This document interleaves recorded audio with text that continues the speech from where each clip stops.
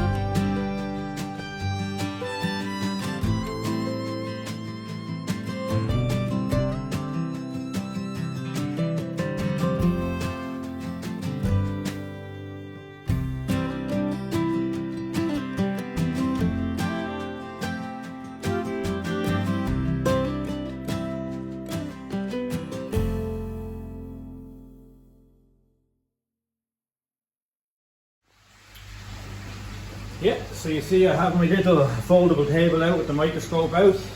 The reason for that, just two of the shiro seem to be doing a bit of flashing in the pond, and one of them, the larger one, the scales seem to be risen and a bit red, so I have to get the fish out and have a look at it.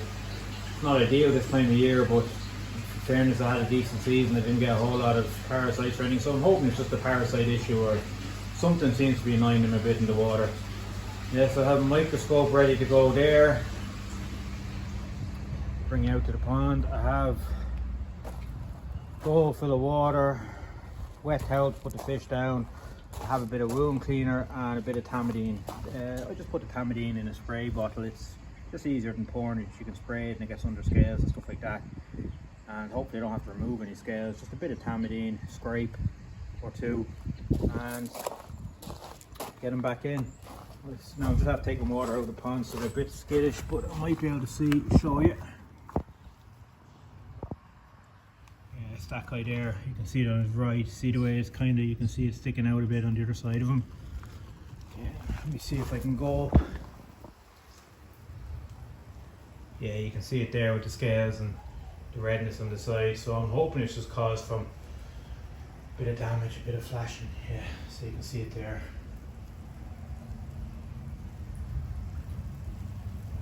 Yeah, not ideal this time of year. As I said, I'm only getting them out this for two reasons: the fish and also how cold the water is on me. But well, get them out, a bit of tamidine in that, make sure there's no dead scales. Get a scrape and get them back in. Yeah, so in the bowl I removed two scales from them. You can see them there, just two rough scales. You know they're dead.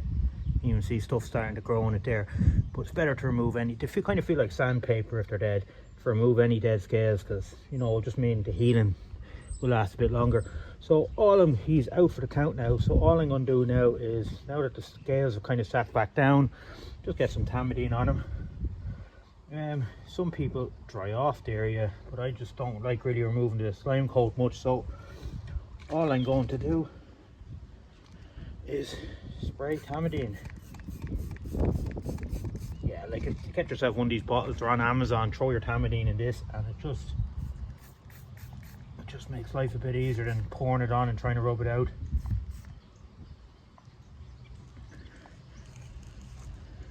Let's leave that set for a minute before I get him back in. Looks like a murder scene after using it, but iodine based disinfectant. Rub it in. Some people wear gloves, but I don't.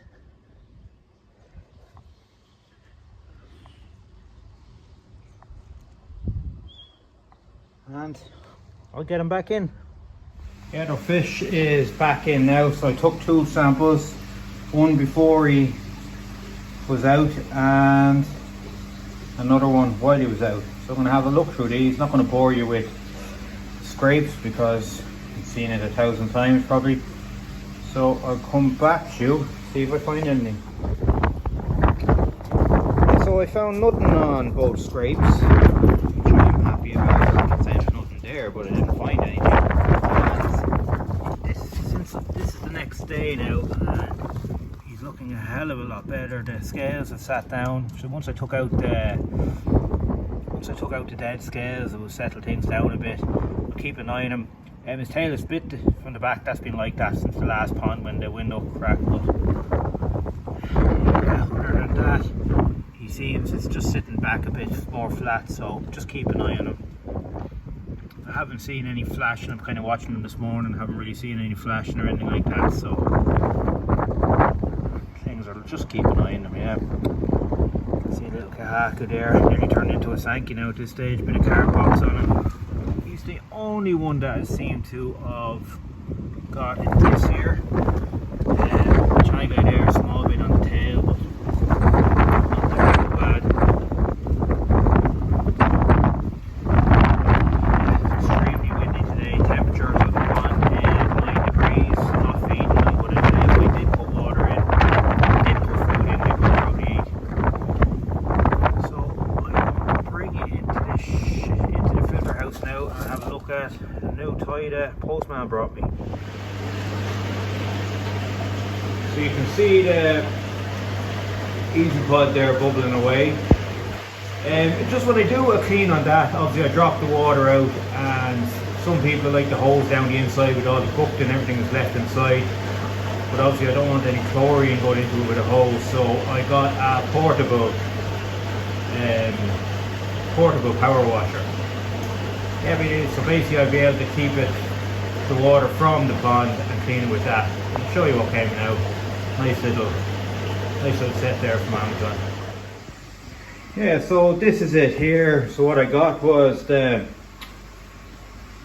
main unit, battery with a charger, 3 meters of hosing, so that basically clips on there. This goes on the other end. You can drop it into your pond, into a basin, whatever you're taking the water from, and you spray it out through here.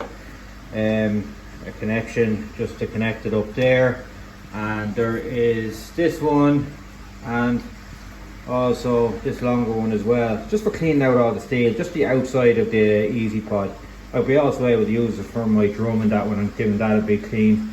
And it also has this little stylish bag, so I can leave it hanging up, a little waterproof bag. Seems to have 3 settings on it, 1, 2, 3 for different power. I'm just the easy pod is emptying off there now, so I'm going to get a chance to use it. It's a bit of gunk just built up in the outside ring of it. Yep, so I'll show you, see what kind of power comes out of it. It's obviously not going to be as powerful as your standard plug-in one, but we'll see if it's any use. Yeah, so you can see down there around the edges, it's obviously not going down the drain, so we just need just a bit of dishwasher just to wash that down, and I'm using the pond water, so there'll be no issues. Yeah, it just never gets rid of that final bit, but yeah, I'll give it a go and see if it's any use.